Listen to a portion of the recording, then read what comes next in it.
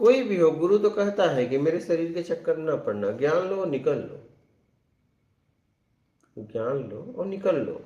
तो क्या हम परिवार में भी एक गुरु को, शायद उस कोटि का वहाँ तक मैं तो नहीं पहुँच पा रही अभी, तो क्या हम गृहस्थी में भी या परिवार में भी रह के, क्या मैं कि वहाँ पे मैं अपने व्यक्तित्व में ये ईमानदारी लाऊं कि अगर मुझे एक बाप, मुझे बाप की जरूरत है, एक पिताजी हैं, तो पिताजी जो मेरी जरूरत पूरी कर रहे हैं, सिर्फ उतना ही उससे वो करूं। अगर मेरा ना, मेरा उससे अब राग लगेगा ज्यादा, नहीं या नहीं बहन नहीं। भाई हो, पति पत्नी हो, कि एटलीस्ट मेरी जरूरत क्या है, कि पिता अभी मेरा संरक्षण है, वो मुझे पैसा दे रहा, लालन पालन कर रहा, तो उतना ही करूं, ना कि कल मैं, ये जो समाज की धारणा है कि भैया चाहे बाप कैसा भी हो, मुझे उसके पैर धो के पीने हैं, मतलब लास्ट तक, क्योंकि उसने मुझे पैदा किया है।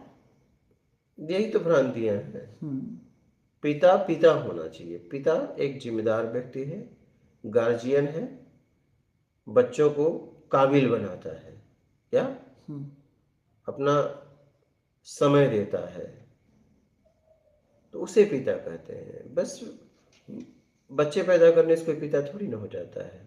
पिता एक पद है, माँ एक पद है, माँ एक पद है, पिता एक पद है। बहुत ऐसी माँ हैं, बहुत ऐसे पिता हैं, बच्चों के जन्म कचड़े में बच्चे पाए जाते हैं, क्या आप उन्हें माँ कहेंगी? उन्हें माँ का दर्जा दोगी? No no no. माँ का दर्जा उसे दिया जाता है जिसने बच्चों को जन्म देने के बाद बच्चों को उस लायक बनाया है, उसके जीवन का उद्देश्य बताया है। अगर अगर पक्का खोजा जाए तो जैसे माँ भी बहुत कम मिलेंगी। जैसे ये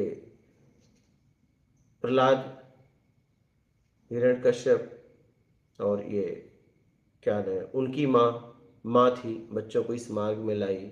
इसके बाद ध्रुव, ध्रुव की माँ थी। तो इनको माँ कहा जा सकता है।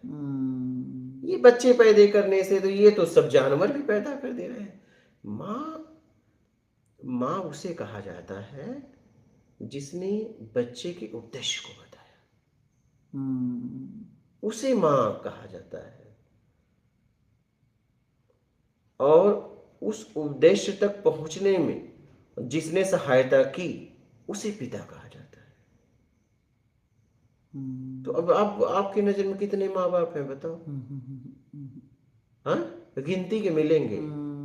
जैसे मैं एक का नाम लिया, इसी से आप समझ जाओ, क्योंकि माँ की ही देन थी।